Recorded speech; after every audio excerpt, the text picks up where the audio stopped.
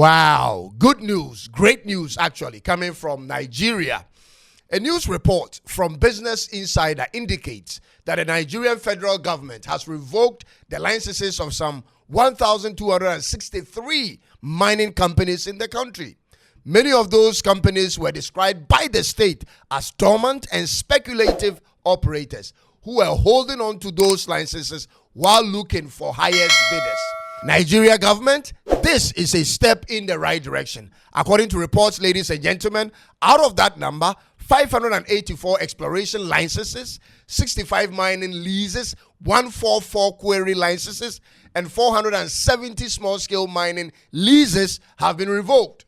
This is something the government started last year, which now brings together a total of 3,794 mineral titles revoked under President Tinubu's administration, ladies and gentlemen. What if one platform could connect Africa's brightest ideas with the global African diaspora? Welcome to AfricaFounder.com, the crowdfunding platform where African changemakers and diaspora supporters unite. Start a project. Donate to causes that matter. Earn as an affiliate. Support as a consultant. From London to Kigali, the diaspora is coming home through AfricaFounder.com. Visit AfricaFounder.com today.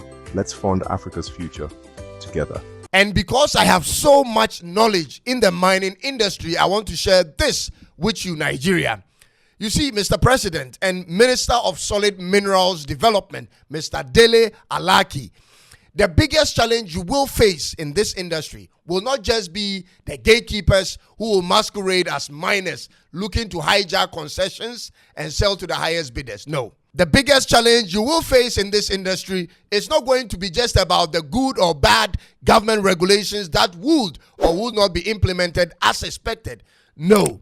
But the biggest challenge will be when you, as Nigerian federal state, don't take ownership of the exploration of your lands and its minerals. Take this from me. This will be your biggest challenge. For those who don't understand, I'll make it super simple. The advantage foreign mining companies have over all African countries when it comes to mineral deposits in Africa has to do with our inability to acquire the machinery and the technical know-how needed to do our independent exploration of what we have in our land.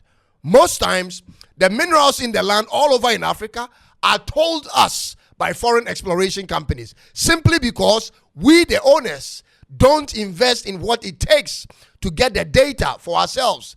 And because we don't invest in it and don't know exactly what's there, ladies and gentlemen, anything that is provided us becomes what it is, even when it's fabricated. And because we don't have a reference data to compare with, we have no alternative than to go with it, ladies and gentlemen. So I repeat, and I hope this video finds the minister responsible in Nigeria.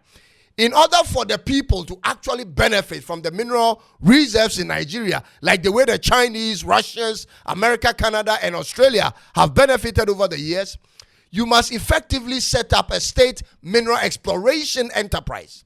This enterprise or department must be able to explore on what type of mineral deposits you have in every state in Nigeria, the quantity you have in the land, the depth of the deposit, and for how long it can be mined. You must also know the grades of the deposit and the industry that can be generated around the minerals. Ladies and gentlemen, when you have this document, you are 50% through your challenges. You can now begin to engage the type of investors you are looking for, knowing exactly what you have in the land and what it is worth. This will also help you to know the type of investment needed to be operational so that you don't leave it in the hands of companies that are pretty much a waste of your time. But your problems will begin when you don't first do this, but rather allow foreign companies to come in and explore the land, and they provide you the data of what's in the land.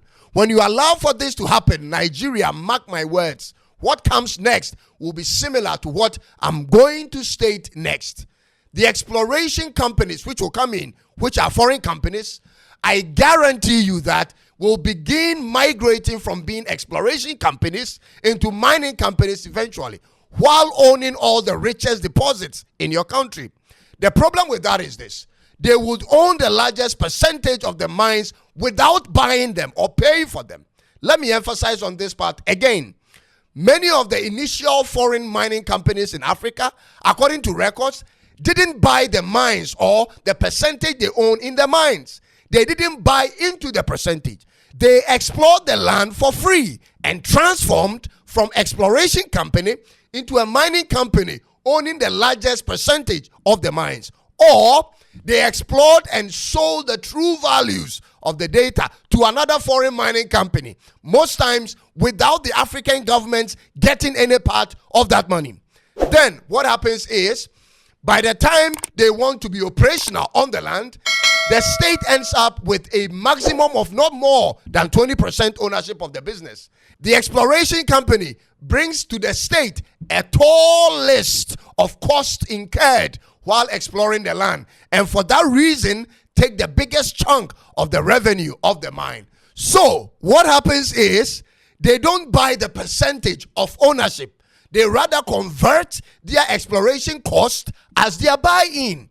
Listen, if you don't understand any of the things I've said, take your time and replay that part again, because this can never happen in any developed country apart from in Africa. And in the event this ever happens outside of Africa, you will see a 50-50% ownership of the mine. Ladies and gentlemen, I am excited that the federal government of Nigeria is moving in quickly to take back all licenses that have been dormant over the years, because the problem that will arise as a result of it is already experienced in other parts of Africa. For your information, ladies and gentlemen, mining is not a trial and error thing. Take it from me. This line of business is not for people with some small investment. This is what Ghana allowed, and today, small-scale miners and illegal miners have destroyed all of our rivers, many of our forests, and also destroyed the lives of many young people. This is a capital-intensive venture. You don't do that in mining. You don't take a mine and be using all sorts of rudiment means to mine, because take this from me. After you have dug the earth and removed the mineral, whether you found any mineral or not, whether the mineral you found is profitable or not, you must return to reclaim the land, ladies and gentlemen. You must return to recover the land and restore vegetation on it. You should first of all remove all the topsoil from the land, gather them in one place before you start the mining, ladies and gentlemen. And once the mining activity is ended, you are to first refill the land and then restore the topsoil on the refilled land. This is where miners run away, because all of what I've just said costs a lot of money.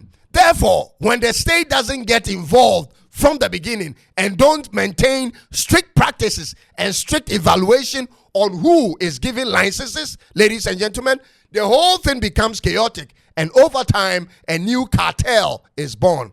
As it stands now in Ghana, Ghana's version of a cartel are the kingpins in the small-scale and illegal mining industry. This is even acknowledged by the government of Ghana.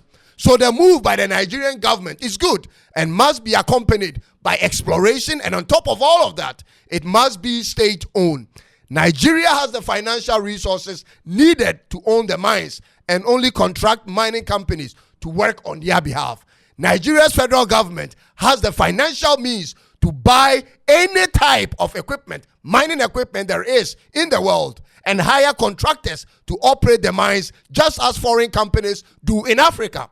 With this structure in place, the mined resources will come to the state. The needed refineries must be established in Nigeria and not to be sent to some place in the Middle East. This is how they have benefited more from what we have produced over the years. There is so much we can all learn in this industry, ladies and gentlemen, and I hope this message gets into the hands of the relevant authorities in Nigeria. So far, Captain Ibrahim Traore has mastered it, and we all can do likewise if we truly want to serve our nations. I'll leave it here for now, and thank you for watching. Ladies and gentlemen, be sure to subscribe and also click on the bell for more of my videos.